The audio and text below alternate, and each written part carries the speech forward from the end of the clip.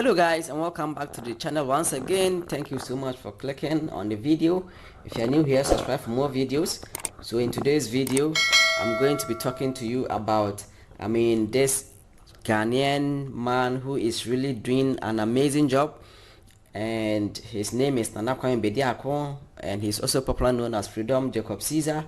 He's a businessman, a real estate entrepreneur, industrialist, philanthropist, and he's one of my role models in Ghana and also on the African continent as a whole. So he is a Pan-Africanist, and his mentality about Africa is always about developing the continent, creating jobs, industrializing the African continent, and also using technology to make life easier on the African continent. So in his latest video, he is advocating for industrialization and technology advancement in Africa, because he believes that if Africa can industrialize and cut importation or reduce importation, most youth on the African continent will be employed, and they will end up contributing to the economy of the African continent,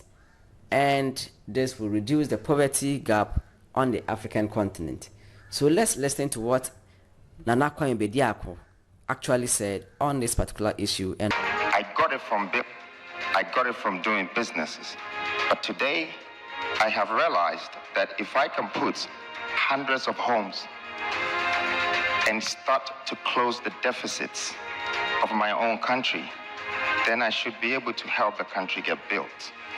Hence, that's how I came up with the vision Petronia. I realized that Africa will not be built without new cities. And just to refer to what you said, Honorable Minister, that if we don't introduce digitization, industrialization, the technology hubs, the financial hubs, how are we going to create these jobs that will create the middle income to sustain our economy? And the reason why I think about the economy is, I'm going to share it with you. When you can build 100 homes and you don't really find the people who have the money to buy, you will start to think about how you're going to get those people to become richer.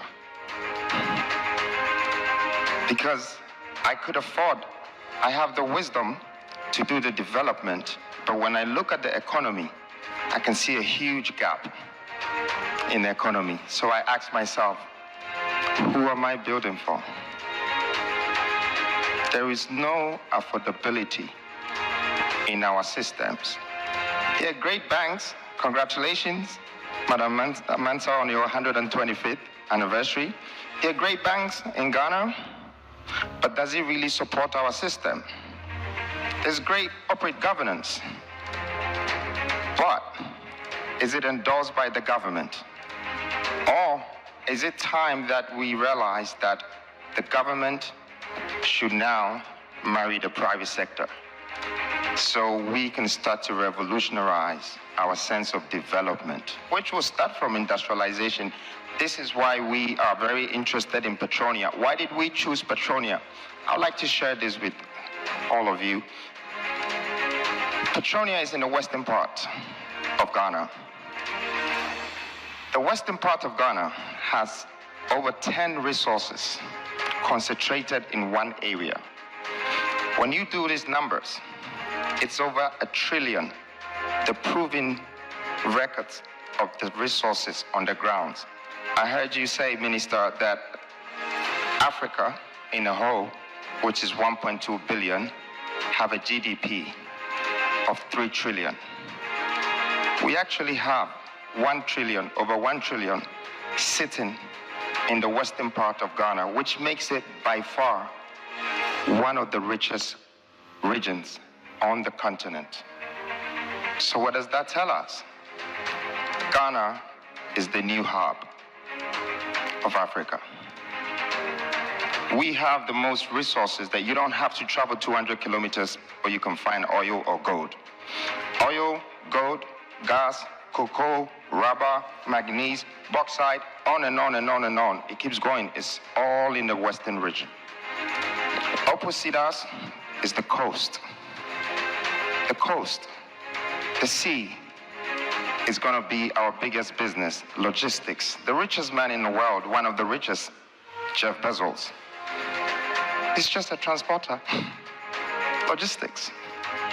So if we believe that the AFTA is going to be a part of Africa's revolution about trading, then we should remember that the private sectors should be able to situate themselves on platforms that will industrialize the entire economy.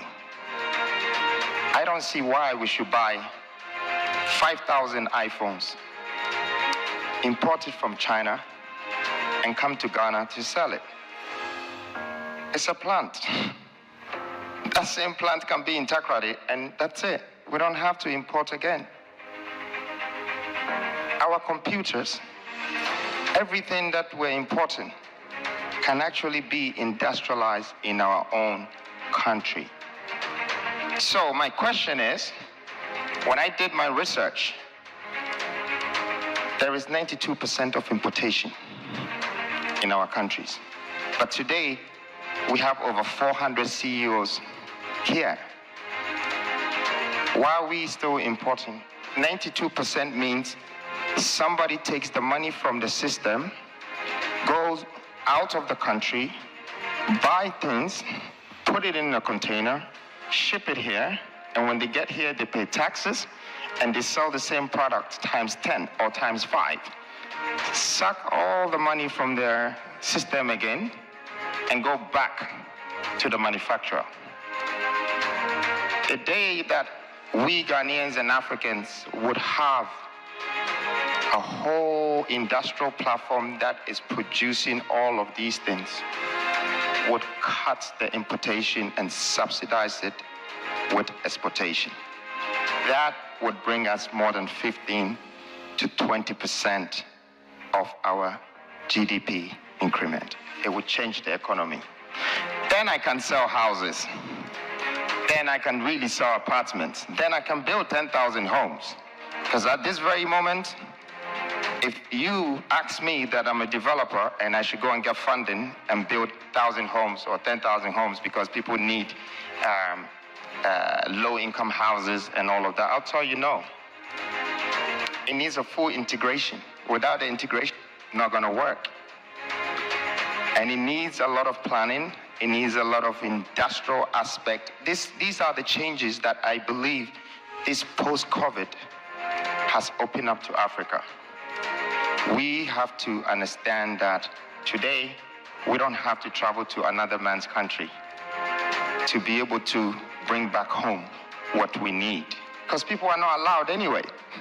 You don't want to go through this quarantine. You don't want to do all of this. It means you have to stay where you belong and create what your people need and build your nation. This is the empowerment that I have had from this current situation of the world. I've realized that we need to build our own. So, I'd like to urge most of the CEOs here, and all the great people here right now, to support the vision of us building our industrial platforms. Technology is industrialization.